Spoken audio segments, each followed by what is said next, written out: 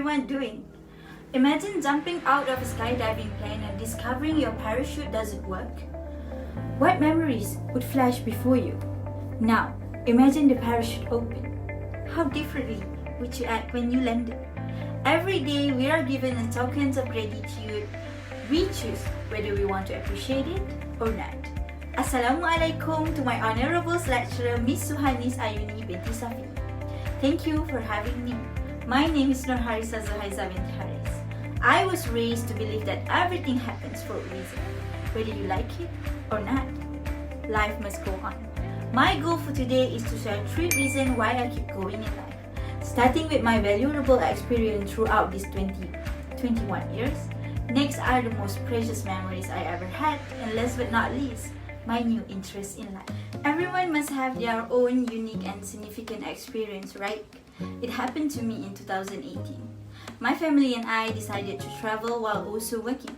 We decided to go to Korea. When we first came, we stayed at the Daewon guest house for 2 to 3 days. Surprisingly, the guest house owner is a Malaysian who has lived in Korea for 5 years. We set out our way to Wando 3 days afterward. Wando is one of Korea's most gorgeous locations. In one of the seaweed factories there, we have a job. The conditions of the seaweed is so cold as it is fresh from the ocean. They usually process the seaweed right before the winter job, as far as I'm informed. Did you know how much we get paid for this job? For 1 kilo, we will get roughly 50 won, which is around 180 in ringgit Malaysian. We stayed there for almost a month before deciding on our next stop. Nonsan. Nonsan is the second stop in the trip. Here, we have to go separated from my father as he needs to work at another place because in Nonsan they only want women. The leader of this place is a Cambodian girl. While working, I found out that we are having a trouble when it comes to communicating with her because she doesn't know how to speak English. So, we decided to converse in Korean as we both know a little of the language. We live together like a family in a cabin. She even refers to my mother like her. On a salad farm we work. We need to pick the salads that can be eaten and put it in the box for the lorry to deliver to the market. We only stay for 2 weeks before returning to Itaewon, as if we stay more than 3 months in Korea can put us at a risk of being barred from returning. We stay at the hotel and begin shopping and sightseeing. We travel to Myeongdong, which is a great spot to go food hunting because there is plenty of halal street food and plenty of shop to buy souvenirs and other items. Before returning to Malaysia, we also had time to visit Namsan Tower. We spent almost 3 months in Korea, more like 2.5. Next, I want to share with everyone about someone I call Grandpa. He is a wise man. He never complains about the difficulties of life. He continually testifies our family members' eating cravings and desire. There are numerous good things that he has performed and shown to all of us. Everything went well until he fell ill. He is no longer capable of taking care of himself. He had to go almost every day to the hospital. We were all terrified when doctor transferred him to the intensive care unit ICU, and we began to have negative thoughts. One of his kidney fails to function normally. Hemodialysis is needed for Grandpa to get better. I was allowed to take care of my grandfather at that time.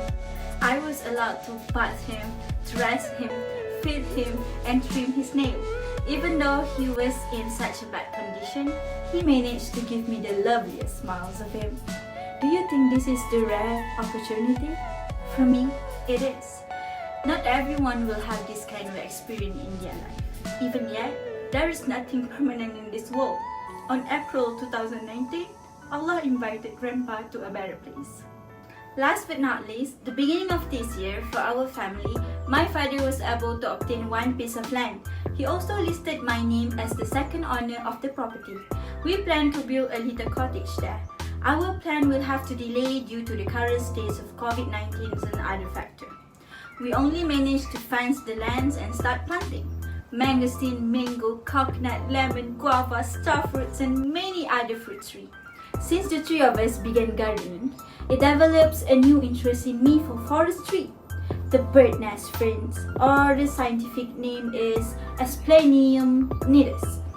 We now have totals of 4 of these trees. I also frequently ask my parents to go in the forest and look for the beautiful tree, and sometimes not just tree.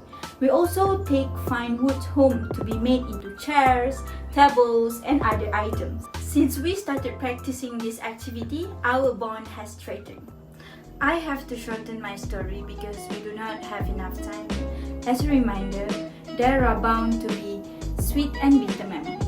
But we must remember that it is not the only good memories that we need to remember, but also look at the unlucky experience as a starting point for us to stay strong and learn the meaning of life.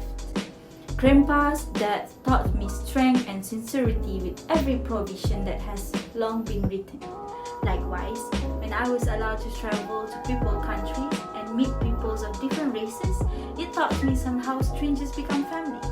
We can help each other, manage to sleep, eat, and respecting each other's religion without questioning anything.